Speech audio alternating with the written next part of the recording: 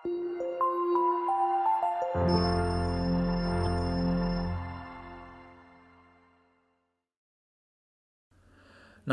ಸ್ನೇಹಿತರೆ, ಅಮೋಘ ವರ್ಷ ಕೋಚಿಂಗ್ ಸೆಂಟರ್ ಯೂಟ್ಯೂಬ್ ಚಾನಲ್ಗೆ ನಿಮಗೆಲ್ಲ ಸ್ವಾಗತ. ಇವತ್ತಿನ ಪ್ರಮುಖವಾದಂತಹ ಕರೆಂಟ್ ಅಫೇರ್ಸ್ ಟಾಪಿಕ್ಗಳನ್ನು ಡಿಸ್ಕಸ್ ಮಾಡೋಣ.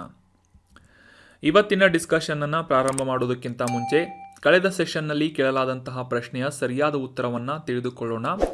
Defence research and development organisation ಅಥವಾ ಭಾರತದ ರಕ್ಷಣಾ ಸಂಶೋಧನೆ ಮತ್ತು ಅಭಿವೃದ್ಧಿ ಸಂಸ್ಥೆಯನ್ನು ಯಾವ ವರ್ಷದಲ್ಲಿ ಸ್ಥಾಪನೆ ಮಾಡಲಾಯಿತು ಅಂತ ಪ್ರಶ್ನೆಯನ್ನು ಕೇಳಲಾಗಿತ್ತು.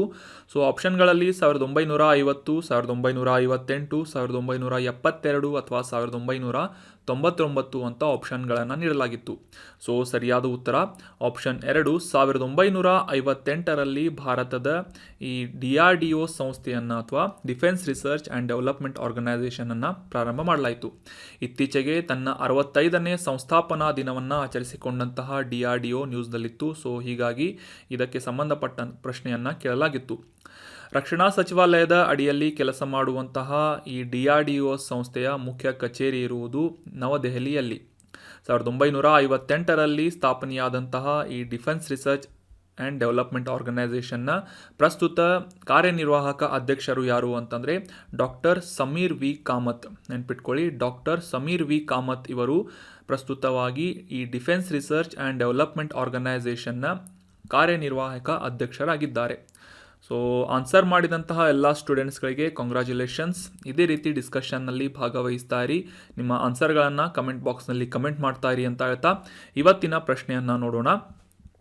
ಈ ಕೆಳಗಿನ ವ್ಯಕ್ತಿಗಳಲ್ಲಿ ಭಾರತದ ಮೊದಲ ಮಹಿಳಾ ಶಿಕ್ಷಕಿ ಅಂತ ಪ್ರಸಿದ್ಧರಾದಂತಹ ವ್ಯಕ್ತಿ ಯಾರು ಅಂತ ಗುರುತಿಸಬೇಕಾಗಿದೆ. First female teacher of India ಯಾರು ಅಂತ ಕಮೆಂಟ್ ಬಾಕ್ಸ್ನಲ್ಲಿ ಕಮೆಂಟ್ ಮಾಡಬೇಕು. ಮೊದಲಿಗೆ ಆಪ್ಷನ್ಗಳನ್ನು ತಿಳ್ಕೊಳ್ಳೋದಾದರೆ option 1 Kamalabai Chattopadhyay, option 2 Ahilyabai Holkar, option 3 Pandita Ramabai ಅಥವಾ ಆಪ್ಷನ್ 4 ಸಾವಿತ್ರಿಬಾಯಿ ಫುಲೆ ಅಂತ ಇದೆ. ಭಾರತದ ಮೊದಲ ಮಹಿಳಾ ಶಿಕ್ಷಕಿ ಯಾರು ಅಂತ ಕಮೆಂಟ್ ಬಾಕ್ಸ್ನಲ್ಲಿ ಕಮೆಂಟ್ ಮಾಡಿ. ಮುಂದಿನ ಸೆಷನ್ನಲ್ಲಿ ಇದರ ಕರೆಕ್ಟ್ ಆನ್ಸರನ್ನು ತಿಳಿದುಕೊಳ್ಳೋಣ. ಅಮೋಘ ವರ್ಷ ಕೋಚಿಂಗ್ ಸೆಂಟರ್ನಲ್ಲಿ ಹೊಸ KAS, PSI, ಗ್ರೂಪ್ C ಮತ್ತು PC ಆಫ್ಲೈನ್ ಬ್ಯಾಚಸ್ಗಳು ಪ್ರಾರಂಭವಾಗ್ತಾ ಇವೆ. ಇಂಟ್ರೆಸ್ಟ್ ಇರುವಂತಹ ಅಭ್ಯರ್ಥಿಗಳು ವಿಜಯನಗರದಲ್ಲಿರುವಂತಹ ಬ್ರಾಂಚ್ಗೆ ಭೇಟಿ ನೀಡುವುದರ ಮೂಲಕ ಅಡ್ಮಿಷನ್ ಮಾಡ್ಕೋಬೋದಾಗಿದೆ. ನಿಮ್ಮ ಯಾವುದೇ ಕ್ವೇರೀಸ್ಗಳಿದ್ದರೆ ಕಮೆಂಟ್ ಬಾಕ್ಸ್ನಲ್ಲಿ ಕಮೆಂಟ್ ಮಾಡಿ ಅಥವಾ ಈ ಕೆಳಗಿನ ಕಾಂಟ್ಯಾಕ್ಟ್ ನಂಬರನ್ನು ಸಂಪರ್ಕಿಸುವುದರ ಮೂಲಕ ಕ್ವೇರೀಸ್ಗಳನ್ನು ಕ್ಲಿಯರ್ ಮಾಡಿಕೊಂಡು ಅಡ್ಮಿಷನ್ ಮಾಡ್ಕೋಬೋದಾಗಿದೆ. ನಮ್ಮ ಯೂಟ್ಯೂಬ್ ಚಾನಲ್ಗೆ ಹೊಸದಾಗಿ ಭೇಟಿ ನೀಡ್ತಾ ಇದ್ದರೆ ಸಬ್ಸ್ಕ್ರೈಬ್ ಮಾಡಿ, ಬೆಲ್ ಐಕಾನನ್ನು ಕ್ಲಿಕ್ ಮಾಡಿ. ಈ ಕಂಟೆಂಟ್ ನಿಮ್ಮ ಪ್ರಿಪ್ರೇಷನ್ಗೆ ಹೆಲ್ಪ್ ಮಾಡ್ತಾ ಇದೆ ಅಂತ ಅನಿಸಿದರೆ ಕಂಟೆಂಟನ್ನು ಶೇರ್ ಮಾಡಿ ಮತ್ತು ನಿಮ್ಮ ಯಾವುದೇ ಕ್ವೇರೀಸ್ಗಳು, ಸಜೆಷನ್ಗಳಿದ್ದರೆ ಕಮೆಂಟ್ ಬಾಕ್ಸ್ನಲ್ಲಿ ಕಮೆಂಟ್ ಮಾಡಿ ಅಂತ ಹೇಳ್ತಾ ಇವತ್ತಿನ ಡಿಸ್ಕಷನನ್ನು ಪ್ರಾರಂಭ ಮಾಡೋಣ. ಇನ್ನು ಇವತ್ತಿನ ಆರ್ಟಿಕಲ್ಗೆ ಸಂಬಂಧಪಟ್ಟಂತಹ ಮೊದಲ ಪ್ರಶ್ನೆಯನ್ನು ನೋಡೋದಾದರೆ, ಈ ಕೆಳಗಿನ ದೇಶಗಳ ಪಟ್ಟಿಯಲ್ಲಿ ಶಾಂಘಾಯ್ ಕೋಆಪರೇಷನ್ ಆರ್ಗನೈಸೇಷನ್ ಅಥವಾ ಶಾಂಘಾಯ್ ಸಹಕಾರ ಸಂಸ್ಥೆಯ ಸದಸ್ಯತ್ವವನ್ನು ಹೊಂದಿಲ್ಲದೇ ಇರುವಂತಹ ರಾಷ್ಟ್ರ ಯಾವುದು ಅಂತ ಗುರುತಿಸಬೇಕಾಗಿದೆ.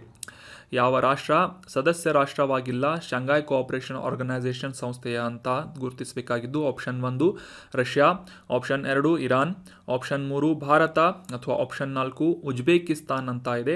ಸೊ ಸರಿಯಾದ ಉತ್ತರ ಆಪ್ಷನ್ 2 ಇರಾನನ್ನು ಹೊರತುಪಡಿಸಿ ಉಳಿದಂತೆ ಈ ಲಿಸ್ಟ್ನಲ್ಲಿರುವಂತಹ ಎಲ್ಲ ಆಪ್ಷನ್ಗಳಲ್ಲಿನ ರಾಷ್ಟ್ರಗಳು ಕೂಡ ಈ ಶಾಂಘಾಯ್ ಕೋಆಪರೇಷನ್ ಆರ್ಗನೈಸೇಷನ್ನ ಸದಸ್ಯತ್ವವನ್ನು ಹೊಂದಿವೆ. So option 2 Iran is right answer. ಅತಿ ಶೀಘ್ರದಲ್ಲೇ ಇರಾನ್ ಕೂಡ ಈ ಶಾಂಘಾಯ್ ಸಹಕಾರ ಸಂಸ್ಥೆಯ ಸದಸ್ಯತ್ವವನ್ನು ಹೊಂದಲಿದೆ ಅಂತ ರೀಸೆಂಟಾಗಿ ನಾವು ಒಂದು ಆರ್ಟಿಕಲ್ನಲ್ಲಿ ಕೂಡ ಡಿಸ್ಕಸ್ ಮಾಡಿದ್ವಿ. ಸೊ ಸದ್ಯಕ್ಕೆ ಇರಾನ್ ಈ ಒಂದು SCOದ ಸದಸ್ಯತ್ವವನ್ನು ಹೊಂದಿಲ್ಲದೇ ಇರುವಂಥ ರಾಷ್ಟ್ರವಾಗಿದೆ ಈ ಒಂದು ಪಟ್ಟಿಯಲ್ಲಿ. ಮೊದಲಿಗೆ ಈ ಶಾಂಘಾಯ್ ಕೋಆಪರೇಷನ್ ಆರ್ಗನೈಸೇಷನ್ ಅನ್ನುವ ಈ ಸಂಘಟನೆ ಯಾಕೆ ನ್ಯೂಸ್ನಲ್ಲಿತ್ತು ಅಂತ ಕಾಂಟೆಕ್ಸ್ಟನ್ನು ಅರ್ಥ ಮಾಡ್ಕೊಳ್ಳೋದಾದರೆ, ಇತ್ತೀಚೆಗೆ ಈ ಶಾಂಘಾಯ್ ಸಹಕಾರ ಸಂಸ್ಥೆಯ ಸಂವಾದಕ ಪಾಲುದಾರರಾಗಿ ಸೌದಿ ಅರೇಬಿಯಾ ಕೂಡ ಈ ಒಂದು ಸಂಘಟನೆಯನ್ನು ಜಾಯಿನ್ ಆಗಲಿದೆ ಅಂತ ನ್ಯೂಸ್ನಲ್ಲಿ ಬಂದಿತ್ತು. ಸೊ ಡೈಲಾಗ್ ಪಾರ್ಟ್ನರ್ ಆಗಿ ಈ ಸೌದಿ ಅರೇಬಿಯಾ ಶಾಂಘಾಯ್ ಕೋಆಪರೇಷನ್ ಆರ್ಗನೈಸೇಷನನ್ನು ಸೇರಲಿದೆ ಅಂತ ಈ ಒಂದು ವಿಷಯಕ್ಕೆ ಅನುಮೋದನೆಯನ್ನು ನೀಡಲಾಗಿದೆ ಅಂತ ನ್ಯೂಸ್ನಲ್ಲಿ ಬಂದಿದ್ದರಿಂದ ಈ ಶಾಂಘಾಯ್ ಕೋಆಪರೇಷನ್ ಆರ್ಗನೈಸೇಷನ್ ಕುರಿತಾದಂತಹ ಕೆಲವೊಂದಿಷ್ಟು examination point of view important ಮಾಹಿತಿಗಳನ್ನು ಈಗ ಅಂಡರ್ಸ್ಟ್ಯಾಂಡ್ ಮಾಡ್ಕೊಳ್ಳೋಣ. ಮುಖ್ಯವಾಗಿ ಈ ಶಾಂಘಾಯ್ ಸಹಕಾರ ಸಂಸ್ಥೆ ಅಂತಾರಾಷ್ಟ್ರೀಯ ಮಟ್ಟದ ಅಂತರ್ ಸರ್ಕಾರಿ ಸಂಸ್ಥೆಯಾಗಿ ಗುರುತಿಸಿಕೊಳ್ತಾ ಇದ್ದದ್ದು ಅಷ್ಟೇ ಅಲ್ಲದೆ ಇದರ ಉದ್ದೇಶ ಏನು ಅಂತಂದರೆ ಯುರೋಪ್ ಮತ್ತು ಏಷ್ಯಾ ದ ಪ್ರಮುಖವಾದಂತಹ ರಾಷ್ಟ್ರಗಳಲ್ಲಿ ಪರಸ್ಪರ ಒಂದು ರಾಜಕೀಯ, ಆರ್ಥಿಕ ಮತ್ತು ಮಿಲಿಟರಿ ಸಂಘಟನೆಯಾಗಿ ಗುರುತಿಸಿಕೊಳ್ತಾ ಇದೆ ಈ ಶಾಂಘೈ ಸಹಕಾರಿ ಸಂಸ್ಥೆ. ಅಷ್ಟೇ ಅಲ್ಲದೆ ಈ ಯುರೇಷಿಯನ್ ಪ್ರದೇಶದಲ್ಲಿ ಶಾಂತಿ, ಭದ್ರತೆ ಮತ್ತು ಸ್ಥಿರತೆಯನ್ನು ಕಾಪಾಡಿಕೊಳ್ಳುವಂತಹ ಗುರಿಯನ್ನು ಇಟ್ಟುಕೊಂಡು ಈ ಒಂದು ಸಂಘಟನೆ ಏನಿದೆ ಕೆಲಸವನ್ನು ಮಾಡ್ತಾ ಇದೆ. 2001ನೇ ಇಸವಿಯಲ್ಲಿ ಇದನ್ನು ರಚಿಸಲಾಯಿತು. ಅದಾದ ನಂತರ 2002ರಲ್ಲಿ ಈ ಶಾಂಘೈ ಕೋಆಪರೇಷನ್ ಆರ್ಗನೈಸೇಷನ್ ಕುರಿತಾದಂತಹ ಚಾರ್ಟರನ್ನು ಸಹಿ ಮಾಡುವುದರ ಮೂಲಕ 2003ನೇ ಇಸವಿಯಲ್ಲಿ ಜಾರಿಗೊಂಡಂತಹ ಸಂಘಟನೆ ಈ ಶಾಂಘೈ ಕೋಆಪರೇಷನ್ ಆರ್ಗನೈಸೇಷನ್ ಆಗಿದೆ. ಸೊ ಸದ್ಯಕ್ಕೆ 8 ಸದಸ್ಯರನ್ನು ಹೊಂದಿರುವಂತಹ ಈ SCOದಲ್ಲಿ 2022ರಲ್ಲಿ ಈ ಇರಾನ್ ಕೂಡ ಈ ಒಂದು ಪೂರ್ಣ ಸದಸ್ಯತ್ವವನ್ನು ಪಡೆದುಕೊಳ್ಳುವಂತಹ ನಿಟ್ಟಿನಲ್ಲಿ ಡಾಕ್ಯುಮೆಂಟ್ಸ್ಗಳಿಗೆ ಸಹಿ ಹಾಕಿದೆ. ಅತಿ ಶೀಘ್ರದಲ್ಲಿ ಇರಾನ್ ಕೂಡ ಈ ಶಾಂಘೈ ಕೋಆಪರೇಷನ್ ಆರ್ಗನೈಸೇಷನನ್ನು ಸೇರಿಕೊಳ್ಳುವಂತಹ 9ನೇ ರಾಷ್ಟ್ರವಾಗಲಿದೆ ಅಂತ ನಾವು ಒಂದು ಆರ್ಟಿಕಲ್ನಲ್ಲಿ ರೀಸೆಂಟಾಗಿ ಡಿಸ್ಕಸ್ ಮಾಡಿದ್ವಿ. ಸೊ ಅಷ್ಟೇ ಅಲ್ಲದೆ ಈ 2023ರಲ್ಲಿ ಈ ಶಾಂಘೈ ಕೋಆಪರೇಷನ್ ಆರ್ಗನೈಸೇಷನ್ ಅನ್ನುವ ಈ ಒಂದು ಸಂಘಟನೆಯಿಂದ ಮತ್ತು ಇದರ ಸದಸ್ಯ ರಾಷ್ಟ್ರಗಳಿಂದ ರಷ್ಯಾದ ಚೆಲ್ಯಾಬಿನ್ಸ್ಕ್ ಅನ್ನುವ ಪ್ರದೇಶದಲ್ಲಿ ಜಂಟಿಯಾಗಿ ಭಯೋತ್ಪಾದನೆಯ ನಿಗ್ರಹ ವ್ಯಾಯಾಮವನ್ನು ಕೂಡ ಕಂಡಕ್ಟ್ ಮಾಡಲಾಗುವುದು ಅಂತ ಒಂದು ನ್ಯೂಸ್ನಲ್ಲಿ ಬಂದಿತ್ತು. ಸೊ ಆಗಸ್ಟ್ನಲ್ಲಿ ಈ ಒಂದು ವ್ಯಾಯಾಮ ಕಂಡಕ್ಟ್ ಆದರೆ ಆ ಒಂದು ಸಂದರ್ಭದಲ್ಲೂ ಕೂಡ ಈ ಶಾಂಘೈ ಕೋಆಪರೇಷನ್ ಆರ್ಗನೈಸೇಷನ್ ಕುರಿತಾದಂತಹ ಮಾಹಿತಿಗಳನ್ನು ನಾವು ರಿವೈಸ್ ಮಾಡೋಣ. ಇನ್ನು ಈ ಶಾಂಘೈ ಸಹಕಾರಿ ಸಂಸ್ಥೆಯಲ್ಲಿ ಭಾಗಿಯಾಗಿರುವಂತಹ ಸದಸ್ಯ ರಾಷ್ಟ್ರಗಳ ಕುರಿತಾದಂತಹ ಮಾಹಿತಿಯನ್ನು ತಿಳ್ಕೊಳ್ಳೋದಾದರೆ ಆಲ್ರೆಡಿ ಡಿಸ್ಕಸ್ ಮಾಡಿದ ಹಾಗೆ ಈ ಏಷ್ಯಾ ಮತ್ತು ಯುರೋಪ್ ಖಂಡಗಳ ಪ್ರಮುಖವಾದಂತಹ ರಾಷ್ಟ್ರಗಳಲ್ಲಿ ಸಹಕಾರವನ್ನು ಉತ್ತೇಜಿಸುವಂತಹ ನಿಟ್ಟಿನಲ್ಲಿ ಪ್ರಾರಂಭವಾದಂತಹ ಸಂಸ್ಥೆ ಶಾಂಘೈ ಕೋಆಪರೇಷನ್ ಆರ್ಗನೈಸೇಷನ್ ಆಗಿದೆ. ಇದರ ಫುಲ್ ಟೈಮ್ ಮೆಂಬರ್ಸ್ಗಳು ಅಂದರೆ ಪೂರ್ಣ ಸದಸ್ಯತ್ವವನ್ನು ಹೊಂದಿದಂತಹ 8 ಪ್ರಮುಖ ರಾಷ್ಟ್ರಗಳು ಯಾವುವು ಅಂತಂದರೆ China, Kazakhstan, Kyrgyzstan, Russia, Tajikistan, Uzbekistan ಮತ್ತು 2017ನೇ ಇಸವಿಯಲ್ಲಿ ಭಾರತ ಮತ್ತು ಪಾಕಿಸ್ತಾನ್ ಈ ಒಂದು ಶಾಂಘೈ ಕೋಆಪರೇಷನ್ ಆರ್ಗನೈಸೇಷನನ್ನು ಸೇರಿಕೊಳ್ಳುವುದರೊಂದಿಗೆ ಒಟ್ಟು 8 ಸಂಪೂರ್ಣ ಸಮಯದ ಸದಸ್ಯರನ್ನು ಈ ಶಾಂಘೈ ಕೋಆಪರೇಷನ್ ಆರ್ಗನೈಸೇಷನ್ ಹೊಂದಿದೆ.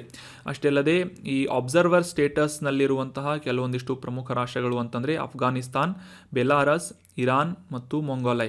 ಈ ಅಬ್ಸರ್ವರ್ ಸ್ಟೇಟಸ್ ಅಥವಾ ಈ ನಿರೀಕ್ಷಕ ಸದಸ್ಯತ್ವವನ್ನು ಹೊಂದಿದಂತಹ ಇರಾನ್ ಕೂಡ ಈಗ ಪೂರ್ಣ ಪ್ರಮಾಣದ ಸದಸ್ಯತ್ವವನ್ನು ಹೊಂದುವಂತಹ ನಿಟ್ಟಿನಲ್ಲಿ ಕೆಲವೊಂದಿಷ್ಟು ಡಾಕ್ಯುಮೆಂಟ್ಸ್ಗಳಿಗೆ ಸಹಿ ಹಾಕಿದೆ ಅಂತ ನಾವು ಅಂಡರ್ಸ್ಟ್ಯಾಂಡ್ ಮಾಡ್ಕೊಂಡ್ವಿ. ಭಾರತ ಮತ್ತು ಪಾಕಿಸ್ತಾನಗಳು ಕೂಡ 2017ಕ್ಕಿಂತ ಮುಂಚೆ ಈ ಅಬ್ಸರ್ವರ್ ಸ್ಟೇಟಸ್ನಲ್ಲಿ ಇರುವಂತಹ ಪ್ರಮುಖ ರಾಷ್ಟ್ರಗಳಾಗಿ ಗುರುತಿಸಿಕೊಳ್ತಾ ಇದ್ವು. 2017ರಲ್ಲಿ ಪೂರ್ಣ ಪ್ರಮಾಣದ ಸದಸ್ಯತ್ವವನ್ನು ಈ ಶಾಂಘೈ ಕೋಆಪರೇಷನ್ ಆರ್ಗನೈಸೇಷನ್ ಈ 2 ರಾಷ್ಟ್ರಗಳಿಗೆ ನೀಡಿದೆ. ಸೊ ಅಷ್ಟಲ್ಲದೆ ಈ ಡೈಲಾಗ್ ಪಾರ್ಟ್ನರ್ ಆಗಿ ಸದ್ಯಕ್ಕೆ ಸೌದಿ ಅರೇಬಿಯಾ ಈ ಒಂದು ಲಿಸ್ಟನ್ನು ಜಾಯಿನ್ ಆಗಿದೆ ಅಂತ ಈ ಒಂದು ಆರ್ಟಿಕಲ್ನಲ್ಲಿ ಕಾಂಟೆಕ್ಸ್ಟ್ನಲ್ಲಿ ನಾವು ಅಂಡರ್ಸ್ಟ್ಯಾಂಡ್ ಮಾಡ್ಕೊಂಡ್ವಿ. ಸೊ ಅಷ್ಟೇ ಅಲ್ಲದೆ ಈ ಗೆಸ್ಟ್ ಅಟೆಂಡೆನ್ಸ್ ಆಗಿ ಯುನೈಟೆಡ್ ನೇಷನ್, ಆಸಿಯಾನ್ ಮತ್ತು ತುರ್ಕ್ಮೆನಿಸ್ತಾನ್ನಂತಹ ಕೆಲವೊಂದಿಷ್ಟು ಪ್ರಮುಖ ಸಂಘಟನೆಗಳು ಮತ್ತು ರಾಷ್ಟ್ರಗಳು ಈ ಒಂದು ಗೆಸ್ಟ್ ಅಟೆಂಡೆನ್ಸನ್ನು ಈ ಒಂದು ಶಾಂಘೈ ಕೋಆಪರೇಷನ್ ಆರ್ಗನೈಸೇಷನ್ ಮೀಟಿಂಗ್ನಲ್ಲಿ ಅಟೆಂಡ್ ಆಗುತ್ತವೆ.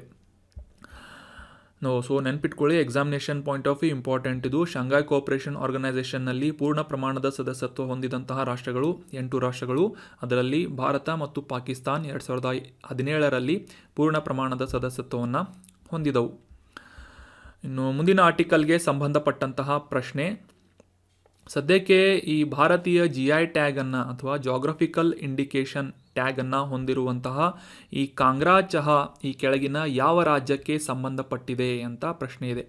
ಈ ಕಾಂಗ್ರಾ ಚಹಾವನ್ನು ಯಾವ ರಾಜ್ಯದಲ್ಲಿ ಪ್ರಮುಖವಾಗಿ ಬೆಳೆಯಲಾಗುತ್ತೆ ಅಂತ ಪ್ರಶ್ನೆ ಇದ್ದು, ಆಪ್ಷನ್ಗಳಲ್ಲಿ ಉತ್ತರಾಖಂಡ್, ಹಿಮಾಚಲ್ ಪ್ರದೇಶ್, ಅರುಣಾಚಲ್ ಪ್ರದೇಶ್, ಆಪ್ಷನ್ 4 ಅಸ್ಸಾಂ ಅಂತ ಇದೆ. ಸರಿಯಾದ ಉತ್ತರ ಆಪ್ಷನ್ 2 ಹಿಮಾಚಲ್ ಪ್ರದೇಶದಲ್ಲಿ ಈ ಒಂದು ಕಾಂಗ್ರಾ ಟೀಯನ್ನು ಪ್ರಸಿದ್ಧವಾಗಿ ಬೆಳೆಯಲಾಗುತ್ತದೆ. ಇದಕ್ಕೆ GI ಟ್ಯಾಗನ್ನು ಕೂಡ ನೀಡಿ ಗುರುತಿಸಲಾಗಿದೆ. So option 2 Himachal Pradesh is right answer. ಮೊದಲಿಗೆ ಕಾಂಟೆಕ್ಸ್ಟನ್ನು ಅರ್ಥ ಮಾಡ್ಕೊಳ್ಳೋದಾದರೆ, ಇತ್ತೀಚೆಗೆ ಈ ಕಾಂಗ್ರಾ ಚಹಾ ನ್ಯೂಸ್ನಲ್ಲಿ ಯಾಕೆ ಇತ್ತು ಅಂತ ಕಾಂಟೆಕ್ಸ್ಟನ್ನು ಅರ್ಥ ಮಾಡ್ಕೊಳ್ಳೋದಾದರೆ, ಈ ಯುರೋಪಿಯನ್ ಭೌಗೋಳಿಕ ಸೂಚಕವನ್ನು ಕೂಡ ಈ ಕಾಂಗ್ರಾ ಟೀಗೆ ನೀಡಿ ಗುರುತಿಸಲಾಗಿದೆ. ಸದ್ಯಕ್ಕೆ ಭಾರತೀಯ GI ಟ್ಯಾಗನ್ನು ಹೊಂದಿದ್ದಂತಹ ಹಿಮಾಚಲ್ ಪ್ರದೇಶದಲ್ಲಿ ಬೆಳೆಯಲಾಗುವಂತಹ ಪ್ರಸಿದ್ಧವಾದಂತಹ ಚಹಾದ ಒಂದು ವಿಧ ಕಾಂಗ್ರಾ ಅನ್ನುವ ಚಹಾ.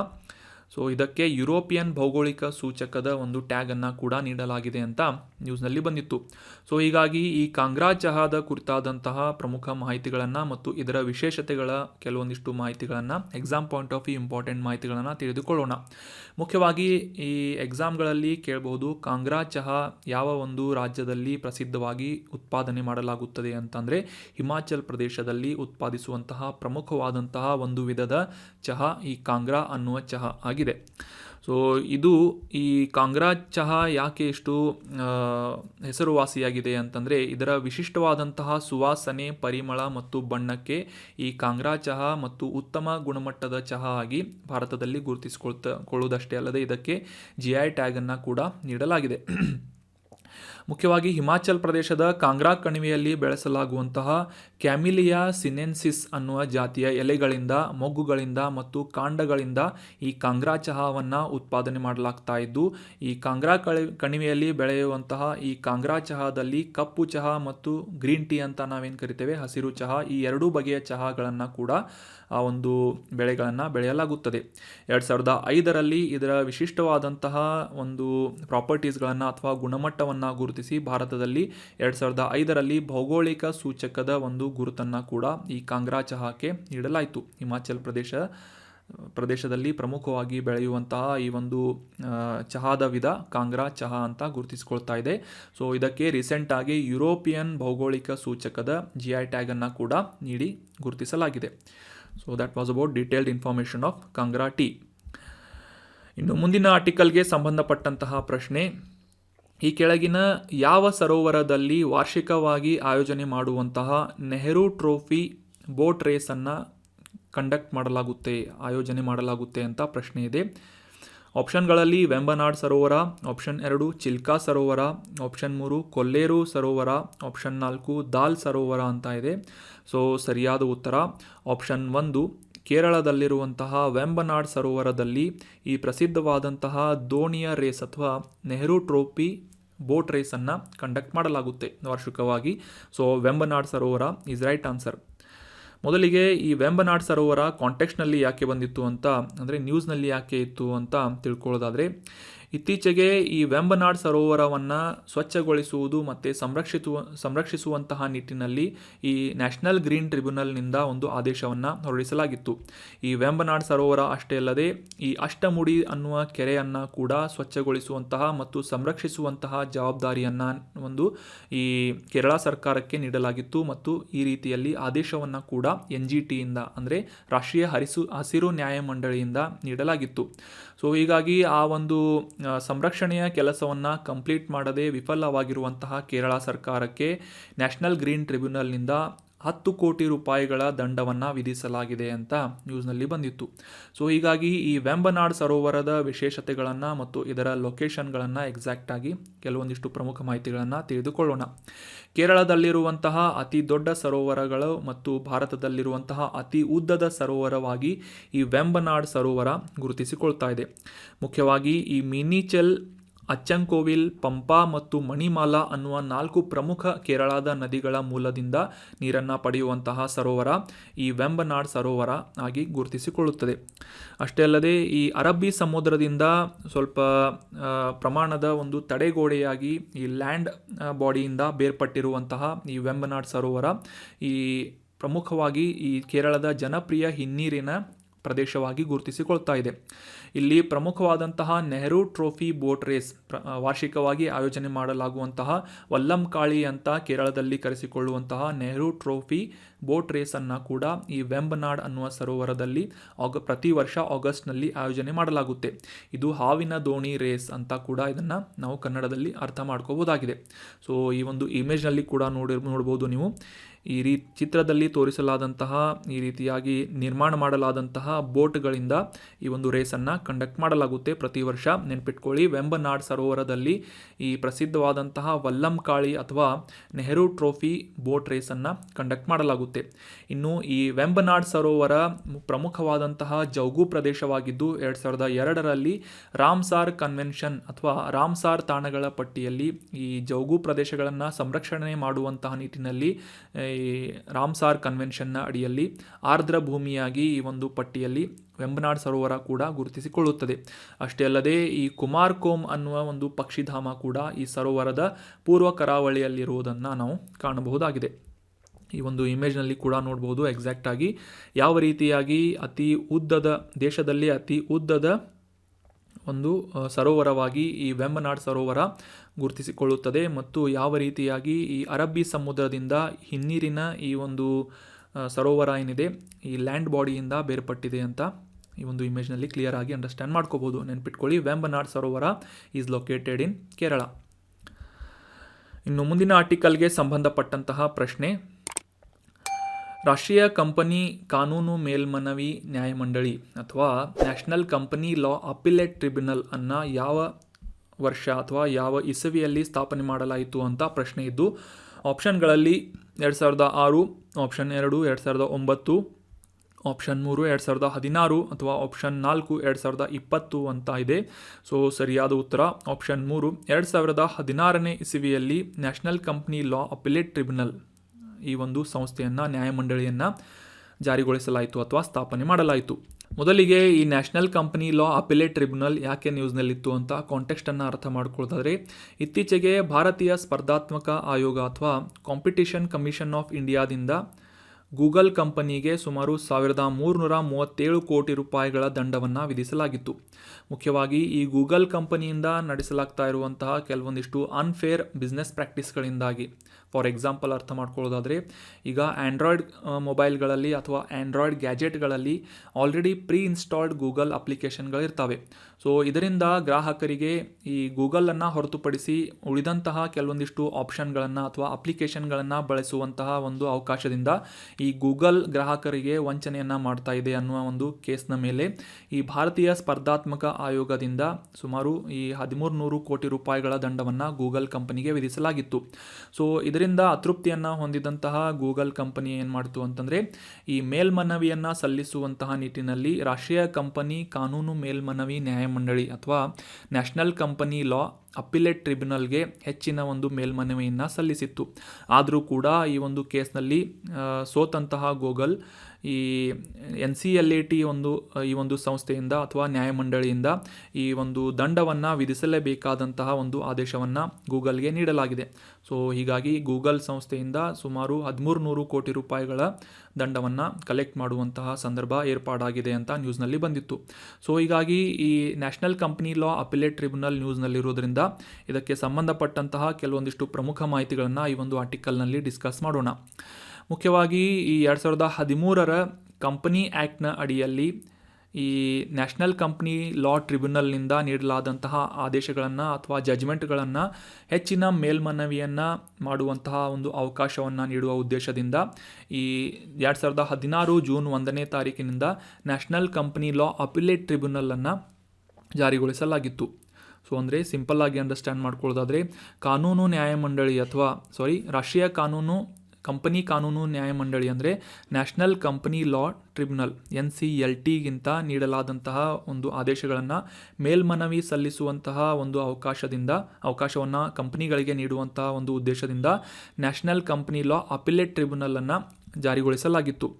ಸೊ ಮುಖ್ಯವಾಗಿ ಈ ಒಂದು national company law appellate tribunal ನಡೆಸುವಂತಹ ಕಾರ್ಯಗಳು ಏನು ಅಂತ ತಿಳ್ಕೊಳ್ಳೋದಾದರೆ, 2016ರ ಇನ್ಸಾಲ್ವೆನ್ಸಿ ಆ್ಯಂಡ್ ಬ್ಯಾಂಕ್ರಪ್ಸಿ ಕೋಡ್ ಅಥವಾ ದಿವಾಳಿ ಮತ್ತು ದಿವಾಳಿತನದ ಕೋಡ್ಗೆ ಸಂಬಂಧಪಟ್ಟಂತೆ ಸೆಕ್ಷನ್ 61ರ ಅಡಿಯಲ್ಲಿ ಈ ನ್ಯಾಷನಲ್ ಕಂಪನಿ ಲಾ ಟ್ರಿಬ್ಯುನಲ್ ಇದರಿಂದ ಜಾರಿಗೊಳಿಸಲಾದಂತಹ ಆದೇಶಗಳ ವಿರುದ್ಧ ಮೇಲ್ಮನವಿಯನ್ನು ಆಲಿಸುವಂತಹ ಒಂದು ಅವಕಾಶವನ್ನು national company law appellate tribunal ಮಾಡಿಕೊಡುತ್ತದೆ. ಅಷ್ಟೇ ಅಲ್ಲದೆ ಈಗ ಕಾಂಟೆಕ್ಸ್ಟ್ನಲ್ಲಿ ಡಿಸ್ಕಸ್ ಮಾಡಲಾದ ಹಾಗೆ ಭಾರತೀಯ ಸ್ಪರ್ಧಾತ್ಮಕ ಆಯೋಗದಿಂದ ನೀಡಲಾದಂತಹ ಡೈರೆಕ್ಷನ್ಗಳಾಗಿರ್ಬೋದು, ನಿರ್ಧಾರಗಳಾಗಿರ್ಬೋದು, ಜಜ್ಮೆಂಟ್ಗಳಾಗಿರ್ಬೋದು, ಅವುಗಳಿಗೆ ವಿರುದ್ಧವಾಗಿ ಮೇಲ್ಮನವಿಯನ್ನು ಆಲಿಸುವಂತಹ ಅವಕಾಶವನ್ನು ಕೂಡ ಮತ್ತು ಆ ಒಂದು ಕೇಸಸ್ಗಳನ್ನು ಡಿಸ್ಪೋಸ್ ಮಾಡುವಂತಹ ಅವಕಾಶವನ್ನು ಈ ನ್ಯಾಷನಲ್ ಕಂಪನಿ ಲಾ ಅಪಿಲೇಟ್ ಟ್ರಿಬ್ಯುನಲ್ಗೆ ನೀಡಲಾಗಿದೆ. ಸೊ ಹೀಗಾಗಿ ಇತ್ತೀಚೆಗೆ ಈ ಗೂಗಲ್ನಿಂದ ಮೇಲ್ಮನವಿಯನ್ನು ಸಲ್ಲಿಸಿದಂತಹ ಸಂದರ್ಭದಲ್ಲಿ ಈ ರಾಷ್ಟ್ರೀಯ ಕಂಪನಿ ಕಾನೂನು ಮೇಲ್ಮನವಿ ನ್ಯಾಯಮಂಡಳಿಯಿಂದ ಇದಕ್ಕಿಂತ ಮುಂಚೆ ನೀಡಲಾದಂತಹ ಆದೇಶವನ್ನು ಎತ್ತಿ ಹಿಡಿಯಲಾಗಿದೆ ಅಂತ ನ್ಯೂಸ್ನಲ್ಲಿ ನಾವು ಅರ್ಥ ಮಾಡ್ಕೊಂಡ್ವಿ. ಸೊ 2016ರಲ್ಲಿ ಇದನ್ನು ಜಾರಿಗೊಳಿಸಲಾಗಿತ್ತು, ನೆನ್ಪಿಟ್ಕೊಳ್ಳಿ. ಅದೇ ರೀತಿಯಾಗಿ ಕಾಂಟೆಕ್ಸ್ಟ್ನಲ್ಲಿ ಡಿಸ್ಕಸ್ ಮಾಡಲಾದಂತಹ ಕಾಂಪಿಟೇಷನ್ ಕಮಿಷನ್ ಆಫ್ ಇಂಡಿಯಾ ಅಥವಾ ಸ್ಪರ್ಧಾತ್ಮಕ ಆಯೋಗದ ಕುರಿತಾದಂತಹ ಕೆಲವೊಂದಿಷ್ಟು ಪ್ರಮುಖ ಮಾಹಿತಿಗಳನ್ನು ತಿಳ್ಕೊಳ್ಳೋದಾದರೆ, ಮುಖ್ಯವಾಗಿ ಭಾರತ ಸರ್ಕಾರದಿಂದ ಈ ಕಾಂಪಿಟೇಷನ್ ಆ್ಯಕ್ಟ್ 2002ರ ಕಾಯ್ದೆಯ ಅಡಿಯಲ್ಲಿ ಮಾರ್ಚ್ 2009ನೇ ಇಸವಿಯಲ್ಲಿ ಸ್ಪರ್ಧಾತ್ಮಕ ಆಯೋಗವನ್ನು ಜಾರಿಗೊಳಿಸಲಾಗಿತ್ತು.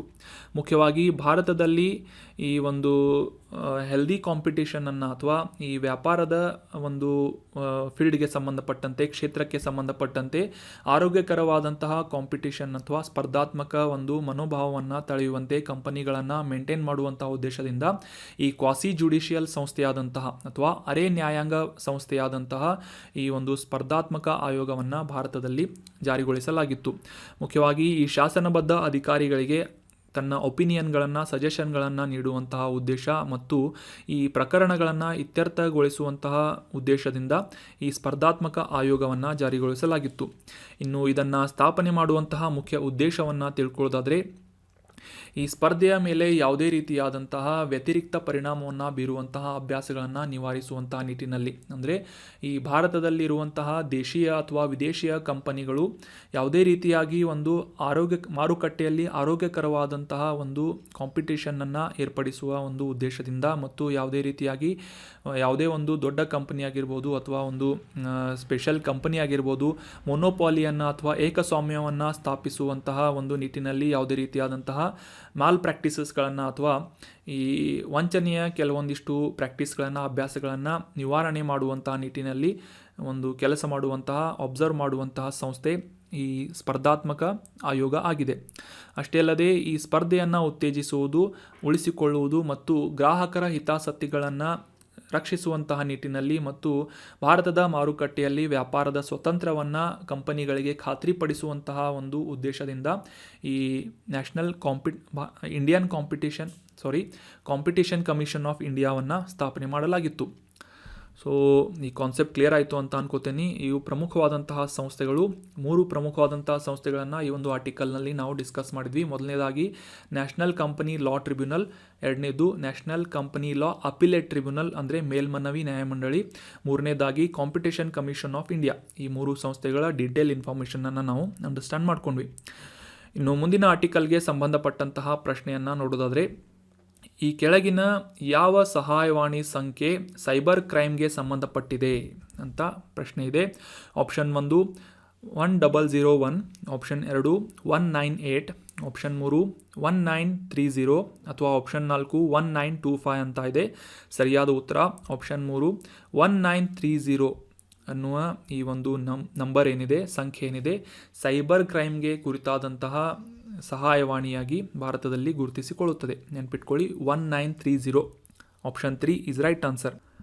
ಮೊದಲಿಗೆ ಈ ಸೈಬರ್ ಅಪರಾಧದ ಕುರಿತಾದಂತಹ ಮಾಹಿತಿ ಯಾಕೆ ನಾವು ಈಗ ಡಿಸ್ಕಸ್ ಮಾಡಬೇಕು, ಕಾಂಟೆಕ್ಸ್ಟ್ ಏನು ಅಂತ, ನ್ಯೂಸ್ ಏನು ಅಂತ ತಿಳ್ಕೊಳ್ಳೋದಾದರೆ, ಭಾರತದಲ್ಲಿ ಈ ಸೈಬರ್ ಅಪರಾಧ ಮತ್ತು ಇದರ ಅಪರಾಧದ ಚಟುವಟಿಕೆಗಳನ್ನು ಎದುರಿಸುವಂತಹ ನಿಟ್ಟಿನಲ್ಲಿ ಭಾರತ ಸರ್ಕಾರದಿಂದ ಸಾಕಷ್ಟು ಉಪಕ್ರಮಗಳನ್ನು ಜಾರಿಗೊಳಿಸಲಾಗ್ತಾ ಇದೆ ಅಂತ ನ್ಯೂಸ್ನಲ್ಲಿ ಬಂದಿತ್ತು. ಸೊ ಈ ಒಂದು ನಿಟ್ಟಿನಲ್ಲಿ ಪ್ರಮುಖವಾಗಿ ಈ ಸೈಬರ್ ಅಪರಾಧಗಳನ್ನು ಸಮಗ್ರ ರೀತಿಯಲ್ಲಿ ವ್ಯವಹರಿಸುವಂತಹ ನಿಟ್ಟಿನಲ್ಲಿ ಒಂದು ಪ್ಲ್ಯಾಟ್ಫಾರ್ಮನ್ನು ಏರ್ಪಡಿಸಲಾಗಿದ್ದು ಅಥವಾ ವೇದಿಕೆಯನ್ನು ಒದಗಿಸಲಾಗಿದ್ದು I4C ಅನ್ನುವ ಒಂದು ಹೆಸರನ್ನು ಈ ಒಂದು ಉಪಕ್ರಮಕ್ಕೆ ಇಡಲಾಗಿದೆ. I4C ಅಂದರೆ Indian cyber crime coordination centre ಅಂತ. I ಅಂತಂದರೆ ಇಂಡಿಯನ್, C ಅಂತಂದರೆ ಸೈಬರ್, ಎರಡನೇ C ಅಂತಂದರೆ ಕ್ರೈಮ್, ಮೂರನೇ C ಅಂದರೆ ಕೋಆರ್ಡಿನೇಷನ್, ನಾಲ್ಕನೇ C ಅಂತಂದರೆ ಸೆಂಟರ್. ಈ ರೀತಿಯಾಗಿ I4C ಅನ್ನುವ ಈ ಒಂದು ಉಪಕ್ರಮವನ್ನು ಕೇಂದ್ರ ಗೃಹ ವ್ಯವಹಾರಗಳ ಸಚಿವಾಲಯದ ಅಡಿಯಲ್ಲಿ ಸ್ಥಾಪಿಸಲಾಗಿದೆ ಅಂತ ನ್ಯೂಸ್ನಲ್ಲಿ ಬಂದಿತ್ತು. ಸೊ ಹೀಗಾಗಿ ಈ ಒಂದು I4C ಅನ್ನುವ ಈ ಒಂದು ಪ್ಲ್ಯಾಟ್ಫಾರ್ಮ್ ಯಾವ ರೀತಿಯಾಗಿ ಕೆಲಸ ಮಾಡಲಿದೆ, ಯಾವ ರೀತಿಯಾಗಿ ಸೈಬರ್ ಕ್ರೈಮ್ಗಳನ್ನು ಅಥವಾ ಸೈಬರ್ ಅಪರಾಧಗಳನ್ನು ಕಡಿಮೆ ಮಾಡುವಲ್ಲಿ ಕೆಲಸ ಮಾಡಲಿದೆ ಅಂತ ತಿಳ್ಕೊಳ್ಳೋದಾದರೆ, ಮುಖ್ಯವಾಗಿ ಈ I4C ಅನ್ನುವ ಈ ಒಂದು ಪ್ಲ್ಯಾಟ್ಫಾರ್ಮ್ನಿಂದ ಸದ್ಯಕ್ಕೆ ಭಾರತದಾದ್ಯಂತ 500 ಪ್ರಮುಖವಾದಂತಹ ಇಂಟರ್ನೆಟ್ ಆಧಾರಿತ ಅಪ್ಲಿಕೇಶನ್ಗಳನ್ನು ನಿರ್ಬಂಧಪಡಿಸುವಂತಹ ಒಂದು ಆದೇಶವನ್ನು ಅಥವಾ ರೆಕಮೆಂಡೇಷನ್ಗಳನ್ನು ಸರ್ಕಾರಕ್ಕೆ ನೀಡಲಾಗಿದೆ ಅಂತ ನ್ಯೂಸ್ನಲ್ಲಿ ಬಂದಿತ್ತು. ಸೊ ಹೀಗಾಗಿ ಭಾರತದಲ್ಲಿ ಸುಮಾರು 500 ಅಪ್ಲಿಕೇಶನ್ಗಳು ಈ ಸೈಬರ್ ಅಪರಾಧದ ಚಟುವಟಿಕೆಗಳಲ್ಲಿ ತೊಡಗಿವೆ ಅಂತ ಮಾಹಿತಿಯನ್ನು ನೀಡುವುದರ ಮೂಲಕ ಈ ಒಂದು ಅಪ್ಲಿಕೇಶನ್ಗಳನ್ನು, ಆ್ಯಪ್ಗಳನ್ನು ಈ ನಿರ್ಬಂಧಪಡಿಸಬೇಕು ಅಥವಾ ರಿಸ್ಟ್ರಿಕ್ಟ್ ಮಾಡಬೇಕು ಅಂತ ರೆಕಮೆಂಡೇಶನ್ಗಳನ್ನು ನೀಡಲಾಗಿದೆ. ಅಷ್ಟೇ ಅಲ್ಲದೆ ಈ ಒಂದು I4C ಅನ್ನುವ ಪ್ಲ್ಯಾಟ್ಫಾರ್ಮ್ನಲ್ಲಿ ಹೆಚ್ಚುವರಿಯಾಗಿ national database of offence of foreign origin ಅಂತಂದರೆ ಈ ಬೇರೆ ದೇಶದಲ್ಲಿ ಅಥವಾ ವಿದೇಶಿಯ ಈ ಸೈಬರ್ ಅಪರಾಧಗಳಲ್ಲಿ ತೊಡಗಿದಂತಹ ವ್ಯಕ್ತಿಗಳ ನೋಂದಣಿಯನ್ನು ಮತ್ತು ಅವರ ವಿವರಗಳನ್ನು ರೆಕಾರ್ಡ್ ಮಾಡುವಂತಹ ಕೆಲಸವನ್ನು ಕೂಡ ಮಾಡಲಾಗಿದ್ದು NDOFO ಅನ್ನುವ ಈ ಒಂದು ಆಪ್ಷನ್ ಮೂಲಕ ಈ ರೆಕಾರ್ಡನ್ನು ಅಥವಾ ವಿದೇಶಿ ಸೈಬರ್ ಕ್ರೈಮ್ ಅಪರಾಧಿಗಳನ್ನು ರೆಕಾರ್ಡ್ ಮಾಡುವಂತಹ ಅವಕಾಶವನ್ನು ಈ ಒಂದು ಪ್ಲ್ಯಾಟ್ಫಾರ್ಮ್ನಲ್ಲಿ ಮಾಡಿಕೊಡಲಾಗಿದೆ.